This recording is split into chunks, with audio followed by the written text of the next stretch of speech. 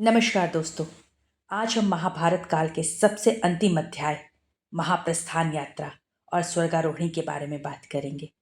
पांडवों की महाप्रस्थान यात्रा महाभारत का सबसे रहस्यमयी और पवित्र अध्याय है, जो कि पांडवों की मुक्ति की ओर अंतिम यात्रा के रूप में देखी जाती है, जहां उन्होंने अपनी यात्रा के साथ कई दिव्य मंदिरों की खोज और पुनर्स्थापना की। महाभारत युद्ध के बाद पांडवों ने समस्त राज्य, सिंहासन और सांसारिक सुखों का त्याग किया, क्योंकि युद्ध भूमि में अपने अनगिनत बंधु बांधवों के वध के पाप से पांडव बहुत विचलित थे। वो इस पाप का बोझ सह नहीं पा रहे थे। युद्ध में तो उनकी विजय हो चुकी थी, परंतु अपनी आत्मा वो हार गए थे। उन्होंने समस्त राज्यपाठ अर्जुन के पोते परीक्षित को सौंपकर पाप मुक्ति का मार्ग चुना, जिनमें उनके साथ द्रौपदी भी चली। अपना समस्त राज्यपाठ सौंपने के बाद पांडवों ने हस्तिनापुर में यज्ञ कराया और वहां के ब्राह्मणों को दान देकर उनसे क्षमा मांगा। उसके उपरांत अपने बंधु बांधवों से विदाई ली और काशी भगवान शिव की उपासना के लिए पहुंचे। काशी में भगवान शिव की उपासना के पश्चात पांडव प्रयागराज जाकर यज्ञ किए, लेकिन वो समझ नहीं पा रहे थे कि प्रयागराज के आगे वो क्या करें। तब देवर्षि नारद प्रकट हुए। नारद जी ने कहा, हे धर्मराज, जिस रक्त में तुम डूबे हो उसका प्रायश्चित केवल महादेव शिव ही कर सकते हैं। वही हैं जो पाप को भस्म कर आत्मा को पवित्र करते हैं, लेकिन वह साधारण उपासना से प्रसन्न नहीं होते। तुम्हें हिमालय की ओर प्रस्थान करना होगा। वहां वे स्वयं प्रकट होंगे और यही होगा तुम्हारा महाप्रस्थान।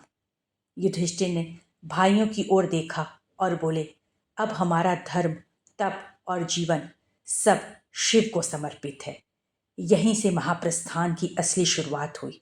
पांडवों ने सर्वप्रथम हरिद्वार पहुंचकर गंगा स्नान किया, फिर चल पड़े हिमालय की ओर। शिव उनसे रुष्ट थे, इसलिए शिव ने भैंसे का रूप लिया और गुप्त काशी में छुप गए। भीम ने उन्हें पहचान लिया। तब शिव भूमिगत होकर केदार क्षेत्र में प्रकट हुए।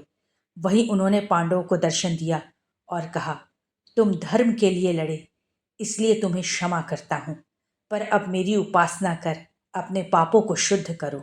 इसी के बाद पांडवों ने केदारनाथ और पंच केदार की स्थापना की और वहां भगवान शिव की उपासना की। इसी के साथ त्रियुगी नारायण, पांडेश्वर, भीम पोखरा, पांडव सरोवर, सतोपंथ ताल आदि कई खोज पांडव द्वारा ही किए गए हैं। जब पांडवों ने केदारनाथ में भगवान शिव की आराधना पूर्ण की, उसके पश्चात उन्होंने बद्रीनाथ की ओर प्रस्थान किया, जहां उन्हें नर नारायण ऋषि के दर्शन हुए। वहीं नारायण ऋषि ने कहा, हे युधिष्ठिर, अब तुम्हारा देह धर्म समाप्त होने को है। बद्रीनाथ से उत्तर दिशा में एक पवित्र मार्ग है। वह मार्ग मनुष्य के देह को देवत्व में बदल देता है। वही है स्वर्गारोहण का मार्ग, वही है सतोपंथ। लेकिन वह मार्ग केवल सत्य और त्याग से ही पार किया जा सकता है, मोह, अहंकार व असत्य से नहीं। नर नारायण ऋषि ने पांडवों के आगे का मार्ग प्रशस्त किया। पांडव अब आगे बद्रीनाथ क्षेत्र की तरफ पहुंचे। वहां पहुंचकर उन्होंने भगवान विष्णु की घोर तपस्या की और भगवान विष्णु भी प्रसन्न होकर प्रकट हुए और उन्होंने पांडवों को मोक्ष का वरदान दिया।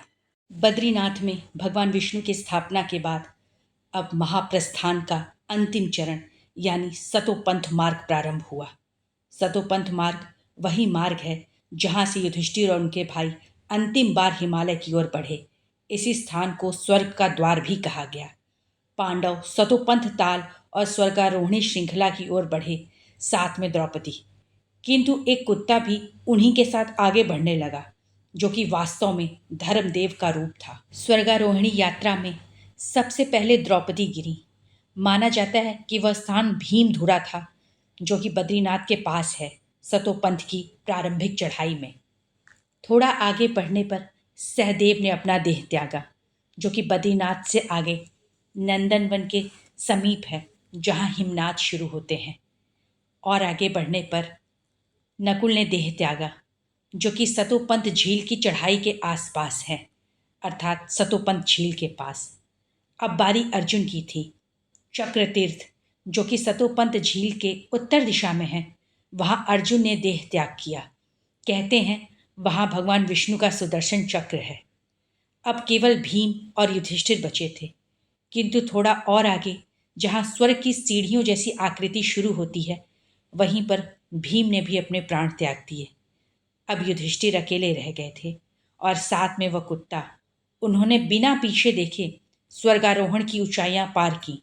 तभी इंद्र अपने रथ के साथ वहां पहुंचे और कहा, युधिष्ठिर आओ स्वर्ग चलो। पर युधिष्ठिर बोले, यह कुत्ता मेरा साथी है, जब तक ये नहीं मैं भी नहीं। इंद्र ने कहा, ये स्वर्ग के नियम में नहीं।